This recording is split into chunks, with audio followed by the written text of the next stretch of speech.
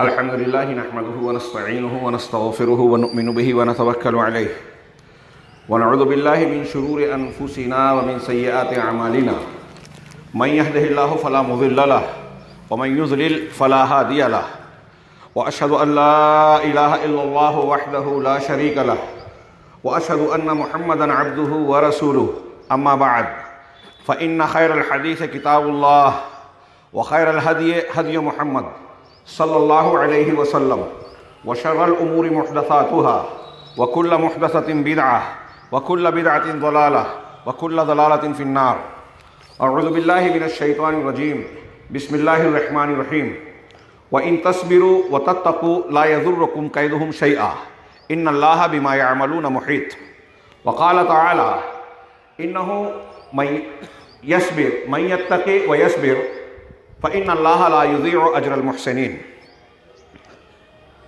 محترم بزرگوں، بھائیوں، دینی ماؤں اور بہنوں، تمام تعریفات، شکر اور حمد کے کلمات صرف اللہ تبارک و تعالیٰ کے لائق و زیبا ہے، اور ہم اس کی بارگاہ میں حمد اور شکر کو بجا لاتے ہیں کہ اس نے ہمیں ایمان کی دولت سے نوازا، اور اس ایمان کے ساتھ میں بڑی نعمتوں کے ساتھ ساتھ رمضان المبارک کا انعام عطا کیا. یہ رمضان وہ مہینہ تھا جسے اللہ تبارک و تعالیٰ نے نزول قرآن کی مناسبت سے اپنی رحمتوں اور برکتوں سے بھرپور بنا دیا، اور روزوں کی فرضیت، دیگر عبادات کی مشروعیت کے ساتھ رب العالمین نے اس ماہ مبارک میں ہمیں جینے کا سلیقہ بتایا، جنت کا راستہ آسان بنا دیا، جہنم سے بچنے کی سہولت پیدا کر دی، اور ایسا راستہ، ایسی برکتیں عطا فرمائی کہ اگر ہم صحیح معنوں میں اس کو اختیار کر لیں تو ہماری دنیا کی زندگی اور آخرت کی زندگی، دنیا کی کامیابیاں، آخرت کی کامیابیاں دونوں حاصل ہو جائیں. دنیا اور آخرت کے بے شمار فوائد اللہ تبارک و تعالیٰ نے اس ماہ مبارک سے اور اس عید سے جوڑ دیے. کیوں؟ کیسے؟ وہ اس طرح سے کہ اللہ تبارک و تعالیٰ نے بتایا کہ رمضان المبارک کی عبادات اور اس کی تربیت کا مقصود یہ ہے کہ ہمارے اندر تقوی پیدا ہو جائے. تقوی جس کے اندر آ گیا وہ شخص قرآن سے فائدہ اٹھانے والا، قرآن پر عمل کرنے والا بن جائے گا، جو اس مہینے میں نازل کیا گیا، جس کی بنیاد پر ساری برکتیں اس ماہ مبارک کی ہے. قرآن، تقوی جس کے اندر آ گیا، اللہ تبارک و تعالیٰ کا بالکل صاف صاف وعدہ ہے کہ ایسا شخص جو متقی ہو اس کے لیے اللہ تبارک و تعالیٰ ہر تنگی سے نکلنے کا راستہ پیدا کر دے گا. جو متقی ہوگا وہ دشمنوں کی چالوں سے، سازشوں سے محفوظ رہے گا.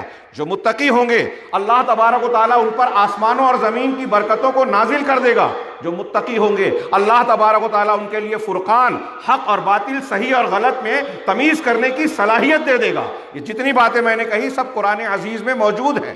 گویا متقی انسان قرآنی انسان بن جاتا ہے اور وہ نیک اور صالح بن جاتا ہے. لیکن اس سے پہلے ہم لوگ یہاں حاضر ہوئے، سارے مرد اور خواتین، ہم جتنے بھی لوگ یہاں حاضر ہیں، رمضان المبارک کی ان عبادات، ان برکتوں کو حاصل کرنے کے لیے ہم لوگوں نے کم اور زیادہ جو بھی محنتیں کی، آج ہم اس کا محنتانہ لینے اور رب کائنات کے جناب میں اس کا شکرانہ ادا کرنے کے لیے حاضر ہوئے ہیں. اور یہ بھی جو ہمارا عمل ہے یہ جناب محمد رسول اللہ صلی اللہ علیہ وسلم اور اللہ تبارک و تعالیٰ کے دین کے عین مطابق ہے.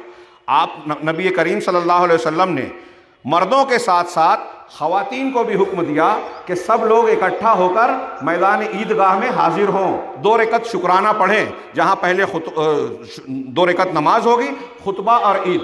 اگر کوئی خاتون ایسی ہے کہ وہ پاک نہیں ہے، نماز نہیں پڑھ سکتی، تو مصلی سے الگ رہے، مسلمانوں کے خیر اور دعا میں شریک رہے. نبی کریم صلی اللہ علیہ وسلم خطبہ عید دیا کرتے تھے، مردوں کو نصیحت اور واعظ کرتے، پھر اس کے بعد آپ خواتین میں تشریف لے جاتے، وہاں ان کو واعظ و نصیحت کرتے، اور اکثر آپ کہتے کہ صدقہ کرو، صدقہ کرو. مرد اور خواتین دونوں کو کہا کرتے تھے کہ صدقہ کرو. خواتین سے آپ نے سورہ ممتحنہ کی آیت سنانے کے بعد یہ بھی کہا کہ صدقہ کرو، اس لیے کہ میں نے زیادہ خواتین کو اہل جہنم میں دیکھا ہے. ایک خاتون نے پوچھا وجہ کیا ہے؟ کہا انکن تکثرن شقات، وتکفرن العشیر کہ تم شکوے شکایت بہت کرتی ہو اور اپنے شوہروں کی نافرمانی کرتی ہو۔ یہاں یہ یاد رہے کہ یہ کبیرہ گناہ ہے، یعنی جہنم میں جانے کا باعث ہے، اور اگر اس کی بنیاد پر کوئی خاتون یا کوئی مرد جہنم میں جاتا ہے تو عقیدہ توحید کے ساتھ میں اگر ہے تو وہ جہنم سے بعد میں نکالا جا سکتا ہے، نکالا جائے گا، ایمان والا شخص جہنم سے نکالا جائے گا۔ تو نبی کریم صلی اللہ علیہ وسلم اس بنیاد پر کہا کرتے تھے کہ جہنم سے بچنے کا ایک طریقہ یہ ہے کہ تم صدقہ و خیرات کرو۔ چنانچہ ہم لوگ اسی سنت اور اسی تعلیم کے مطابق یہاں عیدگاہ میں حاضر ہوئے ہیں، لیکن اہم اور بڑا سوال یہ ہے کہ رمضان المبارک کے روزے، عبادات، قیام اللیل، قرآن کی تلاوتیں، صدقہ و خیرات، کیا اس نے ہمیں بدلا؟ یہ پورا مہینہ جو تربیت گاہ تھا، کیا اس نے ہماری تربیت کی؟ ہمارے اندر بدلاؤ آیا؟ ہمارے اندر یہ جذبہ اور ولولہ پیدا ہوا کہ اب ہم قرآن پر عمل کرنے والے انسان بن جائیں گے؟ رمضان سے پہلے کی جو ہماری غفلت کی، اللہ تبارک و تعالیٰ سے دین سے دوری کی جو زندگی تھی، اس میں تبدیلی آ جائے گی؟ کیا ہم یہ دیکھ رہے ہیں کہ کچھ لوگوں نے قرآن کی تعلیم کو دیکھنے کے بعد جو شرکیات پائی جاتی تھی ان شرک سے توبہ کی ہو؟ اور اللہ تبارک رمضان نے ہمیں سمجھایا تھا، درس دیا تھا کہ ساری عبادات صرف اللہ کے لیے ہو، ایمان و احتساب کی جو شرط ہم نے پڑھی کہ ایمان اللہ پر ہو اور اللہ تبارک و تعالیٰ سے اجر کی امید ہو، کسی اور سے کوئی خواہش نہ ہو۔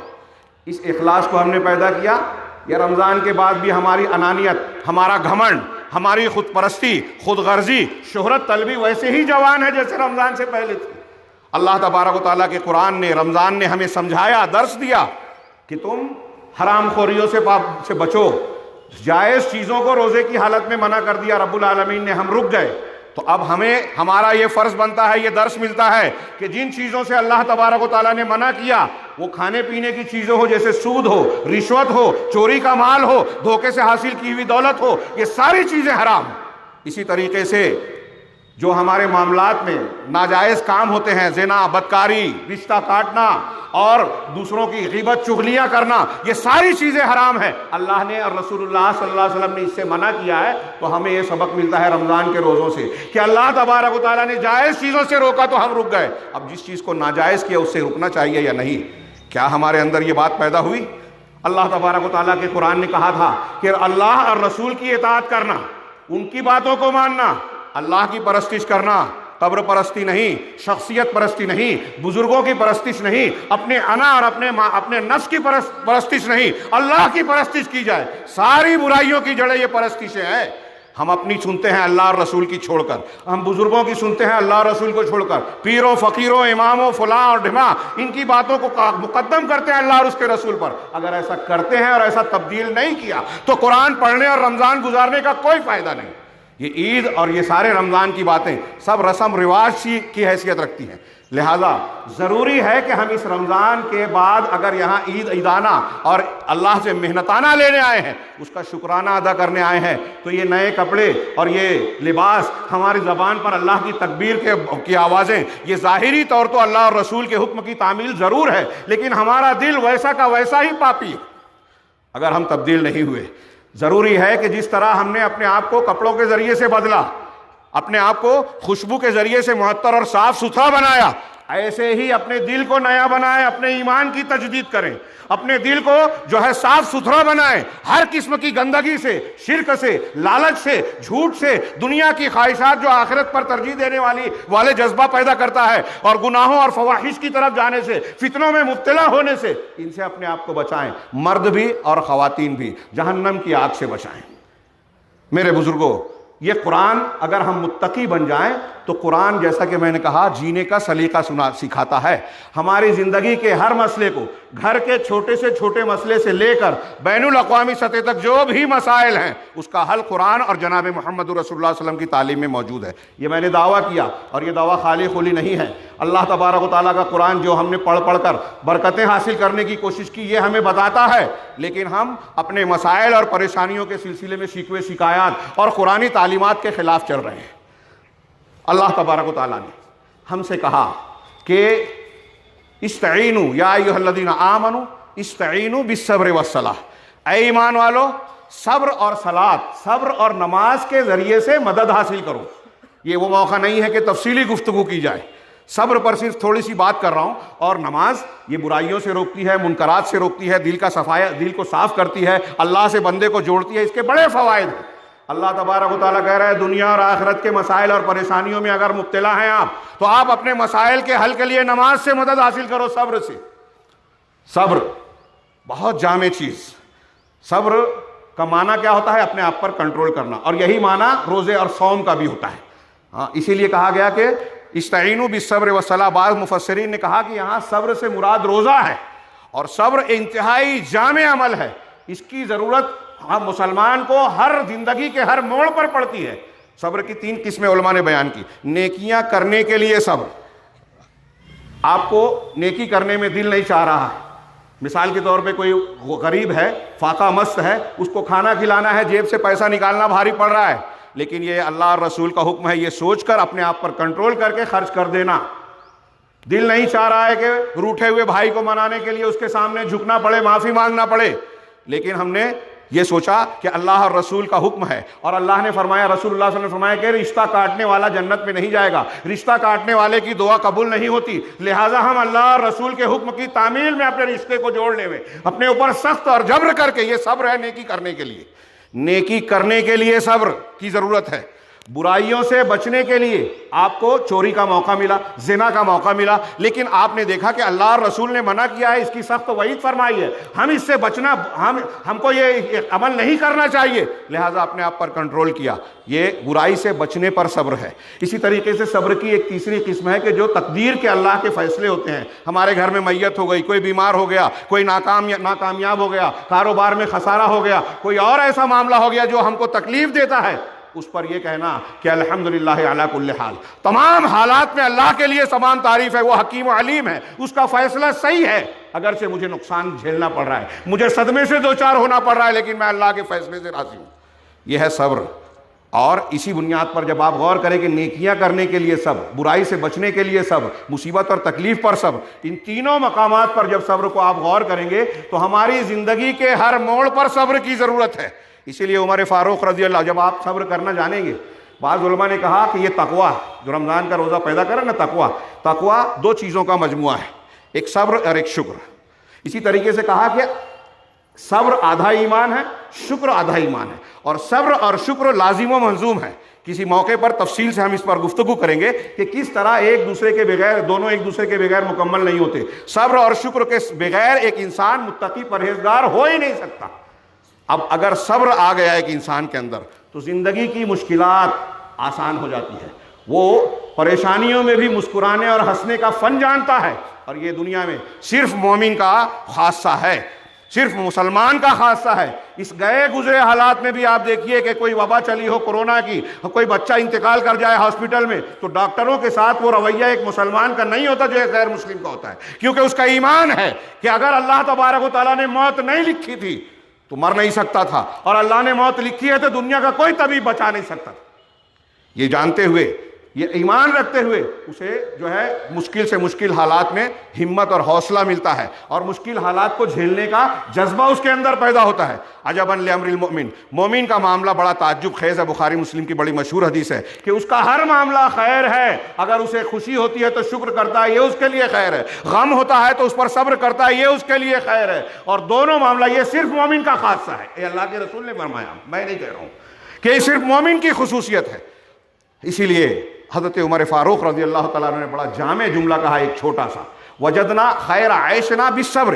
صبر کے ذریعے سے ہم نے زندگی کی بھلائیاں پائی، زندگی کی خوشگواری. آپ صبر سیکھ لیں، ہر حال میں مسکرانا جانیں گے، ہر حال میں خوش رہ سکیں گے. لیکن آج ہم دیکھ رہے ہیں کہ عید کا موقع ہے، خوشیوں کے مقامات آتے ہیں، ہمارے چہرے اگر مسکرا بھی رہے ہیں تو دل رونے پر مجبور ہوتے ہیں. کیوں؟ اس لیے کہ مسلمانوں پر ہر طرف سے مصیبتیں، پریشانیاں، صدمات اور بہت سارے بحران جو ہیں اس کو گھیرے ہوئے ہیں. مصیبتوں نے مسلمانوں کے گھر کا پتہ لگا لیا. اب سوچئے ایسے حالات میں ابھی پچھلے دنوں جو واقعات ہوئے، فسادات، پتھر چلائے گئے، مسلمانوں کے گھروں پر بلڈوزر چلائے گئے، فسادات ہوئے، دھرم سنسد میں قتل کی دھمکیاں دی گئی، معاشی بائیکاٹ کی دھمکیاں دی جا رہی ہیں. ہاں مسجد اور دوسرے معاملات جو ہوئے یہ سارے معاملات ہوئے. ایسے میں سوشل میڈیا پر ہم نے دیکھا کہ بہت سارے نوجوان علماء سے شکوہ شکایت کر رہے ہیں کہ ہم ایسے حالات آ گئے پھر بھی علماء جو ہے صبر کی بات کرتے ہیں, علماء کرام ایسی بات کرتے ہیں. میں نے کئی مرتبہ کہا جہاں تھا, میں نے کہا کہ ہاں علماء کرام یہ بات کریں گے اس لیے کہ یہ علماء کی بات نہیں ہے, یہ رب العالمین کی بات ہے. اللہ تبارک و تعالیٰ نے کہا وَإِن تَصْبِرُوا وَتَتَّقُوا لَا يَضُرُّكُمْ كَيْدُهُمْ شَيْئًا, اگر تم صبر کرو اور تقوی اختیار کرو تو دشمنوں کی چالیں سازشیں تمہارا کچھ بگاڑ نہیں سکتی. ایمان ہے یا نہیں قرآن پر؟ صبر کا ہتھیار, تقوی کا ہتھیار. میں اکثر کہتا ہوں کہ ہم ایک دوسرے پر الزام تراشیاں کرتے ہیں, شکوے شکایت کرتے ہیں. مسلمان فلسطین میں یہ ہو رہا ہے, شام میں قتل و غارت بری کا بازار گرم ہے, عالمی پیمانے پر مسلمانوں پر الزامات لگائے جا رہے ہیں, نوجوانوں کو بے گناہی کے ساتھ گرفتار کیا جا رہا ہے. کون سی مصیبت ہے جو مسلمانوں کا پتہ نہیں پوچھ رہی ہے؟ لیکن اس کے باوجود غور کرنے کی بات ہے.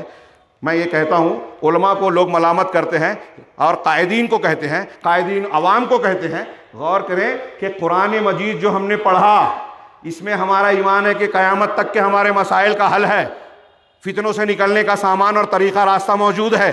بتائیے کہ قرآن مجید میں اللہ رب العالمین نے جن امور کو بتایا ہے کہ مسلمانوں اگر ان کو اختیار کریں گے تو اللہ کی مدد ملے گی, رحمت ملے گی, اللہ تبارک و تعالیٰ حفاظت کرے گا, دنیا کی کوئی طاقت ان کا کچھ بگاڑ نہیں سکے گی.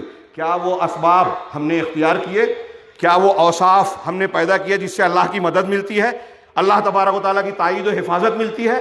اور اللہ تبارک و تعالیٰ کے کلام میں قرآن میں جن باتوں کو بیان کیا گیا ہے کہ ان چیزوں کو اختیار کرو گے تو اللہ کا عذاب آئے گا, شرک کرو گے تو اللہ کی مدد نہیں ملے گی, بدعت کرو گے تو فتنہ اور عذاب علیم آئے گا, اگر اللہ تبارک و تعالیٰ کے حکم کے خلاف سودی لین دین کرو گے تو تم اللہ اور رسول سے جنگ کا اعلان کر رہے ہو.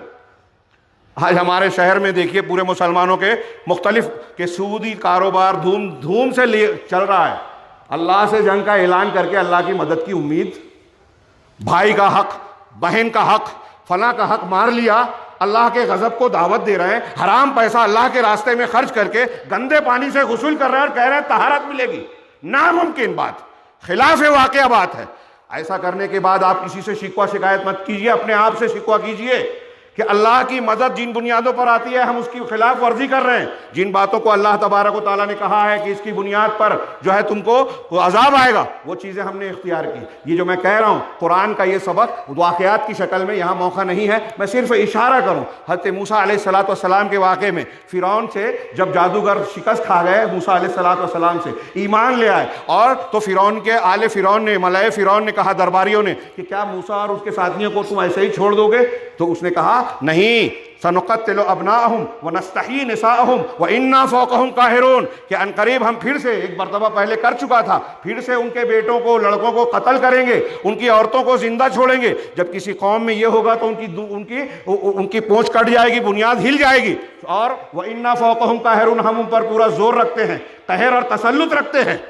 تب حضرت موسیٰ علیہ السلام اس پورے حالات میں حضرت موسیٰ علیہ السلام نے اپنی قوم سے کہا, قال موسیٰ لقومہ, وہی جو علماء کہتے ہیں, وہی جس پر لوگوں کو شکایت ہے, اور بنی اسرائیل نے بھی ایسے ہی شکایت کی تھی. چنانچہ حضرت موسیٰ نے کہا قال لقومہ استعینوا باللہ واصبروا, موسیٰ نے کہا کہ اے قوم کے لوگوں اللہ تعالیٰ سے مدد حاصل کرو, مدد مانگو اور صبر کرو.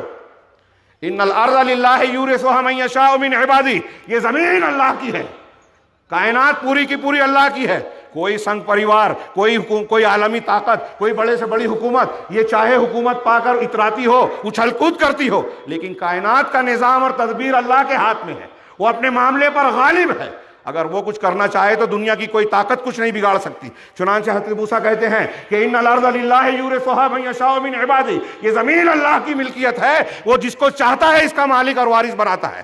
والعاقبۃ للمتقین, اور نتیجہ انجام متقیوں کے حق میں ہے. یہی تقوی پیدا کرنے کے لیے روزہ آیا, رمضان, یہ قرآن آیا. قرآن پر عمل کرنے والے بن جاؤ, متقی بن جائیں گے. اور اللہ تعالیٰ کا یہ وعدہ ہے موسیٰ علیہ السلام کی زبانی قرآن میں, والعاقبۃ للمتقین. کوئی کتنا اچھل کود لے, کسی کا گھر توڑ دے, کسی کے ساتھ ظلم و زیادتی کر لے, لیکن انجام متقیوں کے حق میں ہوگا.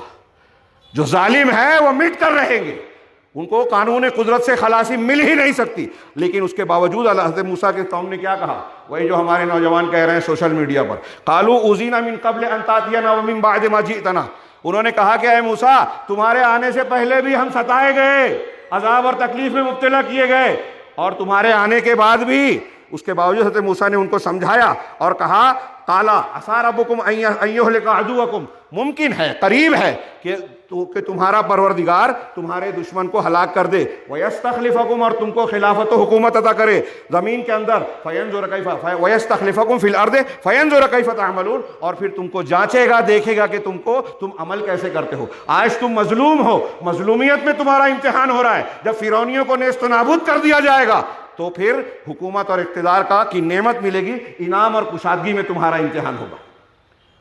غور کیجئے، یہ اللہ تبارک و تعالیٰ نے جہاں نقل کیا، چند آیتوں کے بعد نتیجہ بتایا اللہ نے، وَأَوْرَثْنَا الْقَوْمَ الَّذِينَ كَانُوا يُسْتَضْعَفُونَ مَشَارِقَ الْأَرْضِ وَمَغَارِبَهَا، کہ یہ جو کمزور سمجھی جانے والی بنی اسرائیل کی قوم تھی، سالوں سے فرعون کی غلامی کر رہی تھی، ہم نے اس قوم کو زمین کے مشرقی اور مغربی حصوں کا وارث بنا دیا، التی بارکنا فیہا، جس میں ہم نے برکتیں نوازی تھی، شام وغیرہ کے علاقے، وتمت کلمۃ ربک الحسنی علی بنی اسرائیل، اور بنی اسرائیل کے لیے تمہارے رب کا سچا وعدہ پورا ہوا، یہی جو وعدہ کیا تھا کہ زمین میں جس کو چاہے وارث بنائے، اور حضرت موسیٰ نے کہا تھا کہ تمہارے دشمن کو ہلاک کے تم کو وارث کر کے تم کو وارث بنا دے گا، تو بنی اسرائیل کے لیے یہ وعدہ پورا کیا اللہ نے۔ کیسے کیا نیک وعدہ پورا؟ بما صبروا، کس وجہ سے؟ جو انہوں نے صبر کیا۔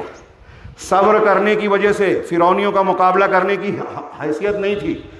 ہاں، بنی اسرائیل میں غلامی کی وجہ سے انتہائی بزدلی، جب ان کو عمالقہ کے شہر میں جانے کے لیے کہا تو انہوں نے کہا تھا اذهب انت وربك فقاتلا انا هاهنا قاعدون، آپ اور آپ کا رب جائیے، لڑیے، ہم یہاں بیٹھے ہیں۔ جب وہ نکل جائیں گے وہ قوم مضبوط لوگ تو ہم شہر میں داخل ہوں گے۔ آپ غور کیجئے کہ یہ اللہ تبارک و تعالیٰ نے کہا کہ ان کے صبر کی وجہ سے ہم نے ان کی مدد کی، اپنا نیک وعدہ پورا کیا۔ صبر کو اپنا لیجئے۔ یہ دنیا کے جن لوگوں کا ہم شکوہ کر رہے ہیں، جو خطرات محسوس کر رہے ہیں کہ ہمارے خلاف سازش ہو رہی ہے، ہمارے خلاف قانون بن رہا ہے، پولیس ہمارے خلاف، فلاں محکمہ فلاں کو ہمارے خلاف ورغلایا جا رہا ہے، پورے ملک میں مسلمانوں کے خلاف نفرت پھیلائی جا رہی ہے، معاشی بائیکاٹ کی دھمکیاں دی جا رہی ہے، شہریت پر سوالیہ نشان اٹھایا جا رہا ہے، ووٹ دینے کا حق چھیننے کی باتیں، روز اس طرح کی خبروں سے ڈرایا جاتا ہے۔ ڈرنے کی کوئی ضرورت نہیں، اللہ تبارک و تعالیٰ سے مدد مانگیے اور صبر کیجیے۔ اللہ تعالیٰ کا وعدہ ہے کہ وہ تم کو وارث بنائے گا، خلافت سے نوازے گا۔ یہی نہیں، اور بھی ایک واقعے کی طرف، حضرت یوسف علیہ السلام کا واقعہ دیکھیے۔ یہ باہر کے لوگ تھے، ہمارے ہاں اندر سے بھی خطرات ہیں، فرقہ بندیاں ہیں، فتنے ہیں، بدعات ہیں، خرافات ہیں، اور اس بنیاد پر مختلف فرقے دوسرے فرقوں کے خلاف مخبریاں کرتے ہیں، ایک دوسرے کے خلاف جو ہے مختلف کاوشیں اور سرگرمیاں اختیار کرتے ہیں۔ لہٰذا ان سے بچنے کا بھی طریقہ بتایا۔ حضرت یوسف علیہ السلام کے بھائیوں کا واقعہ، سورہ یوسف کی پوری سورہ پڑھ لیجئے، پورا واقعہ، یہاں تفصیل کا موقع نہیں ہے۔ ان لوگوں نے جا کے کنویں میں ڈال دیا حضرت یوسف علیہ السلام کو، حسد جلن کی بنیاد پر، حسد جلن کی بنیاد اور تکبر کی بنیاد پر دنیا میں پہلا گناہ ہوا تھا، ہاں، ابلیس کا بھی اور قابیل کا قتل بھی۔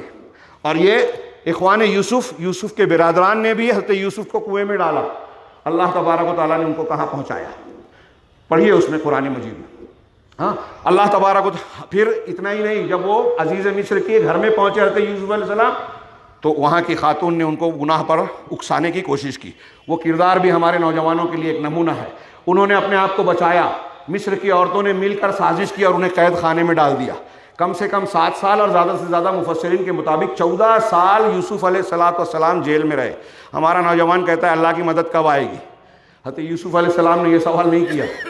کتنے سال جھوٹے الزام میں جیل میں ڈالے گئے، وہاں بھی دعوت کا کام کر رہے ہیں، پھر جیل سے کتنی خوبصورتی سے اللہ رب العالمین نے، اللہ کے حکمت نے ان کو بادشاہ تک اور بادشاہ کے تخت تک پہنچا دیا۔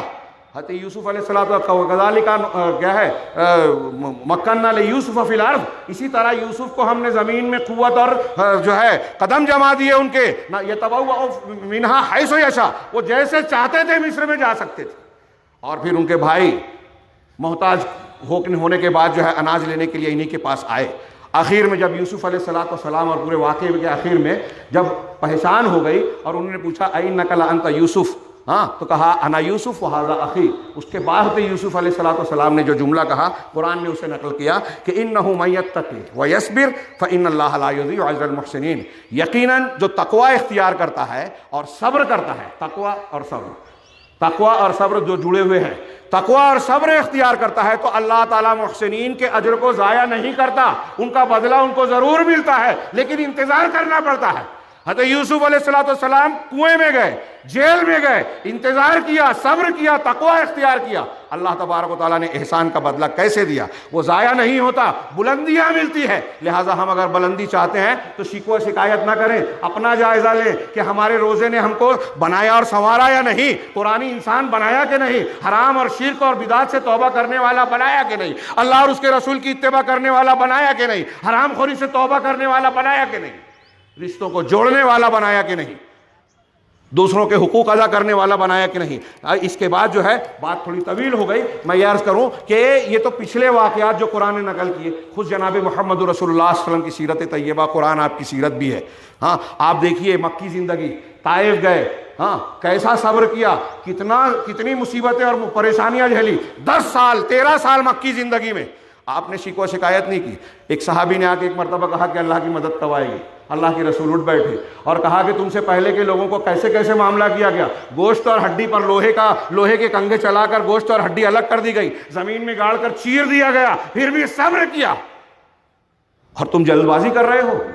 سوچئے ہمارے ساتھ اگر اس کا کچھ پرسنٹ ہو جاتا اس کے ان مظالم کا جو مکہ کے مسلمانوں کے ساتھ ہوا تھا ابتدائی دور میں، تو ہم کتنی چیخ و پکار مچاتے۔ آج کیا حال ہے ہماری، نبی کریم صلی اللہ علیہ وسلم ہجرت کر رہے ہیں، ہجرت میں کیا حال ہے، اللہ تبارک و تعالیٰ نے نقل کیا، وہ واقعہ پڑھیے، میں پورا واقعہ نہیں بیان کر رہا ہوں، صرف اشارہ کر رہا ہوں۔ اللہ تعالیٰ نے ہجرت کی طرف اشارہ کر کے سورہ انفال میں 2 آیتوں میں، ایک آیت میں کہا، ہاں آخری ٹکڑا ہے، وَمَكَرُوا وَمَكَرَ اللَّهُ وَاللَّهُ خَيْرُ الْمَاكِرِينَ، انہوں نے چال چلی اور اللہ نے بھی چال چلی، اور اللہ بہترین چال چلنے والا، داؤ چلنے والا ہے۔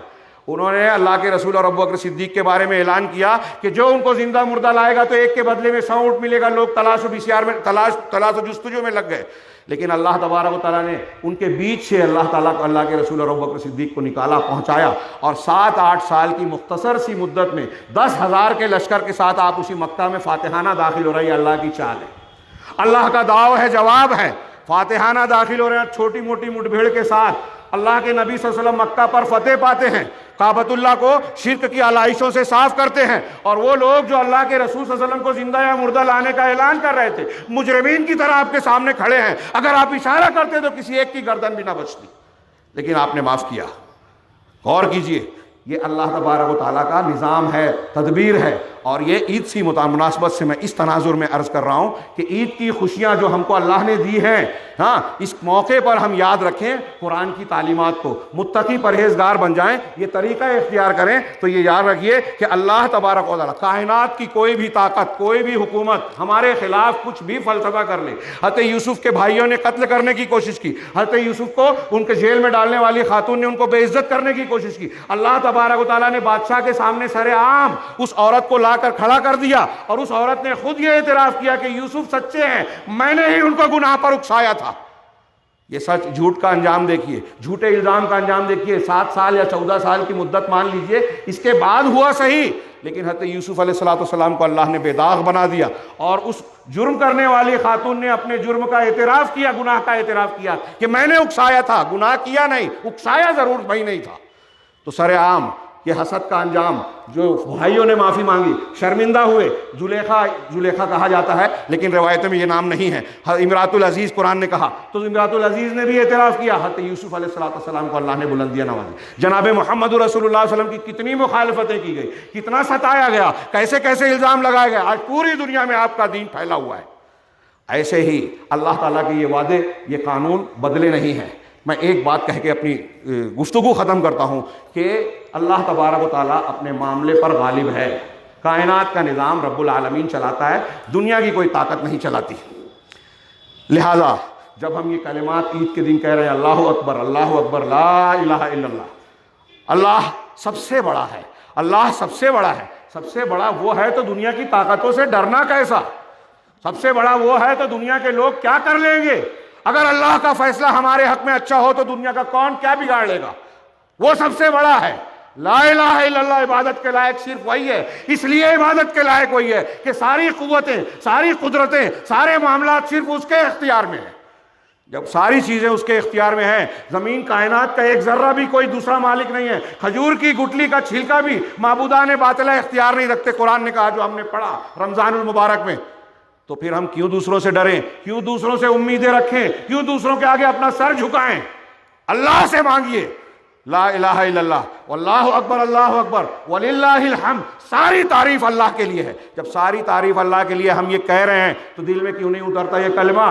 اللہ تعالیٰ ظلم نہیں کرتا، ظالم کو بڑھاوا نہیں دیتا، ظالم کی تائید نہیں کرتا، لہٰذا جو لوگ ظلم کر رہے ہیں اگر انہوں نے توبہ نہیں کی تو ان کو اپنے ظلم کا انجام بھگتنا ہوگا، اور جو مظلوم ہیں ان کی آہیں جب نکلے گی تو مظلومیت کے ساتھ ان کا اجر و ثواب بھی ملے گا اور ان کو انصاف بھی ملے گا۔ یہاں ہمیں دکھائی نہ دے لیکن آخرت میں اس کا بدلہ ضرور ملے گا۔ ہم آخرت کی دنیا کو بھول کے ساری چیزیں دنیا میں جب دیکھنا چاہتے ہیں تو ایسے فتنوں میں پڑتے ہیں، شکوے شکایات میں پڑتے ہیں، اللہ اور رسول کے وعدوں پر ہمیں یقین نہیں آتا۔ اللہ کے وعدوں پر یقین کیجئے، اور یہ کلمات اللہ اکبر لا الہ الا اللہ، اللہ اکبر وللہ الحمد جو ہم کہہ رہے ہیں، اس کو دل کی گہرائیوں سے کیجئے، دنیا کا ہر ڈر نکل جائے گا، ہر مسئلہ آسان ہو جائے گا، ہر مشکل سے ہم گزرنے اور مقابلہ کرنے کی صلاحیت اپنے اندر پیدا کریں۔ آئیے اللہ تبارک و تعالیٰ سے اس موقع پر ہم اپنا محنتانہ مانگیں اور دعائیں کریں۔ اللہم صلی علی محمد وعلی آل محمد کما صلیت علی ابراہیم وعلی آل ابراہیم انک حمید مجید، اللہم بارک علی محمد وعلی آل محمد کما بارکت علی ابراہیم وعلی آل ابراہیم انک حمید مجید۔ رب العالمین، ہم نے اپنی کوتاہیوں کمزوریوں کے ساتھ اس ماہ مبارک میں، رمضان المبارک میں جو بھی ٹوٹی پھوٹی عبادتیں کی، تیری بارگاہ میں دعائیں کی، ہمارے اندر یقیناً کمزوریاں ہیں، خامیاں ہیں، ہم گنہگار ہیں، لیکن پروردگار تیری ہی عبادت گزار ہیں، تجھی سے مانگتے ہیں، تجھ سے تیری ہی عبادت کرتے ہیں اور تجھی سے مدد مانگتے ہیں رب العالمین۔ لہٰذا ہمارے ان اٹھے ہوئے ہاتھوں کو تو واپس نہ خالی نہ لوٹا۔ پروردگار تیرا وعدہ ہے ادعونی استجب لکم، تیرا کلام کہتا ہے اور تیرا کلام غلط نہیں ہو سکتا۔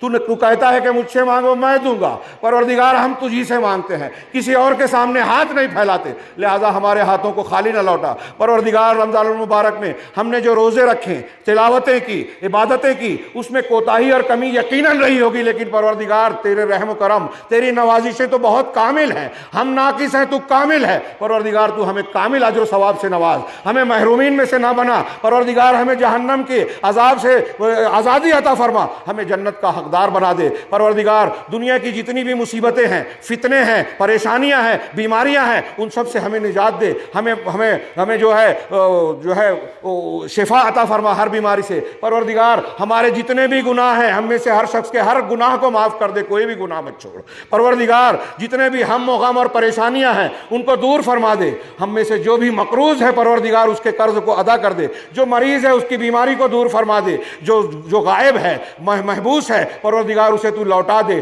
جو گمراہ ہے، راستے سے بھٹکا ہوا ہے، شرک و بدعات میں غلط منہج کا گرفتار ہے، پروردگار اسے صحیح منہج، صحیح دین اور قرآن و سنت کا متبع، توحید اور سنت کا پیروکار بنا دے۔ پروردگار ہمارے اندر بہت ساری خامیاں ہیں، مرد اور خواتین میں، ہم سارے کے سارے تیرے جناب میں اپنے ہاتھ کو اٹھا کر تجھ سے مانگ رہے ہیں۔ پروردگار ہمارے ہاتھ کو خالی نہ دے، ہو سکتا ہے کہ ہمارے مانگنے میں خامی ہو، ہمارے اخلاص میں کمی ہو، ہمارے مانگنے کا سلیقہ درست نہ ہو، لیکن پروردگار ہم تیرے بندے ہیں، تو ہی ہم کو سلیقہ دے، طریقہ دے اور پھر قبولیت سے ہم کو نواز دے۔ پروردگار ہمارے ہاتھوں کو خالی مت لوٹا۔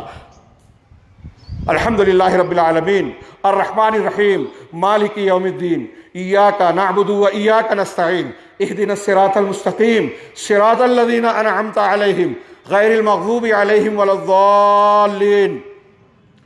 اللہم لا تدع لنا ذنبا الا غفرتہ ولا ہما الا فرجتہ ولا کربا الا نفستہ ولا دینا الا قضیتہ ولا مریضا الا شفیتہ ولا مبتلا الا عافیتہ ولا غائبا الا رددتہ ولا ضالا الا ہدیتہ ولا اساءة الا اقلتہ ولا مسترشدا الا ارشدتہ ولا صغیرا الا انبتہ نباتا حسنا برحمتک یا ارحم الراحمین۔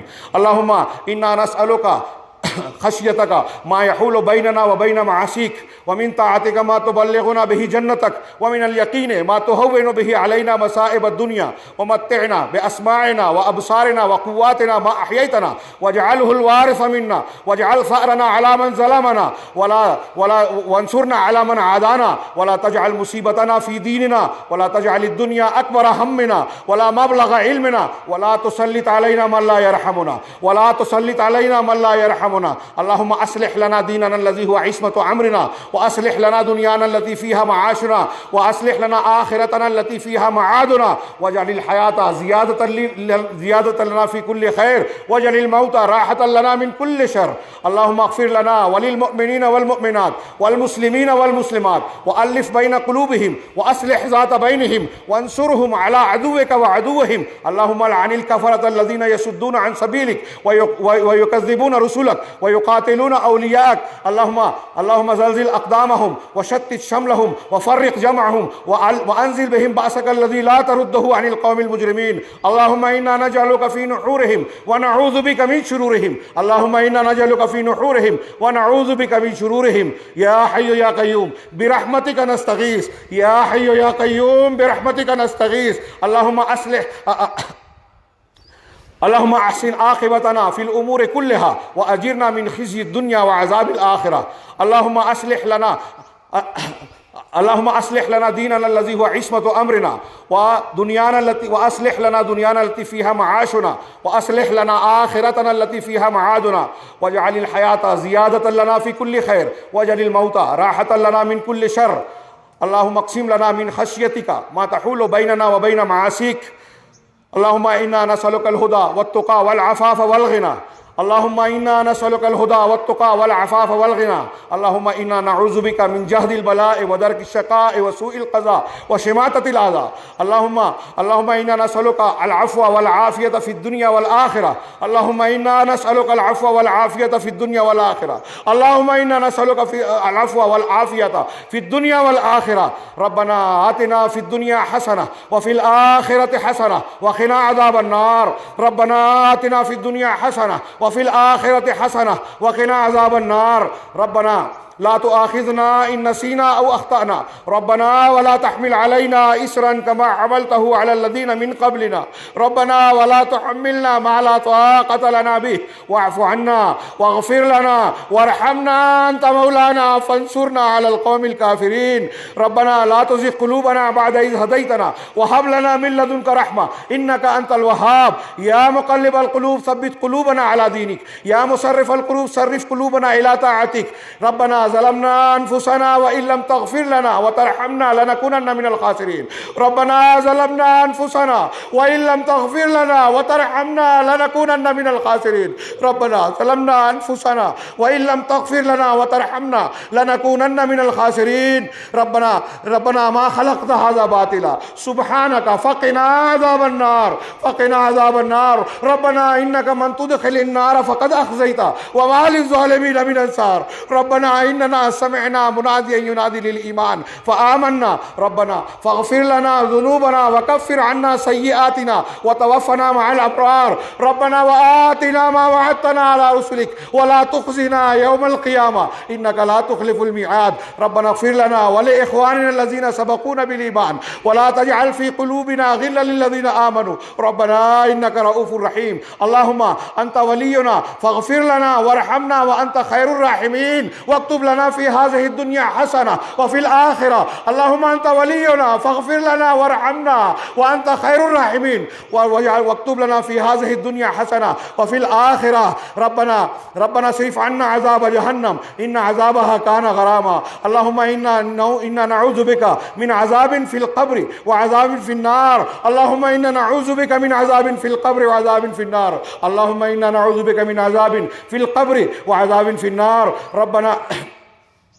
ربنا اغفر لنا ولإخواننا الذين سبقونا بالإيمان ولا تجعل في قلوبنا غلا للذين آمنوا. ربنا إنك رؤوف رحيم. ربنا هب لنا من أزواجنا وذرياتنا قرة أعين واجعلنا للمتقين إماما. ربنا هب لنا من أزواجنا وذرياتنا قرة أعين واجعلنا للمتقين إماما. ربنا هب لنا من أزواجنا وذرياتنا قرة أعين واجعلنا للمتقين إماما. اللهم إنا نسألك من الخير كله عاجله وآجله باطله ما علمنا منه وما لم نعلم ونعوذ بك من الشر كله عاجله وآجله ما علمنا منه وما لا نعلم اللهم إنا نسألك من خير ما سألك به عبدك ونبيك محمد صلى الله عليه وسلم ونعوذ بك من شر ما عاد به عبدك ونبيك محمد صلى الله عليه وسلم اللهم إنا نسألك الجنة وما قرب إليها من قول أو عمل اللهم إنا نسألك الجنة وما قرب إليها من قول أو عمل ونعوذ بك من النار وما قرب إليها من قول وعمل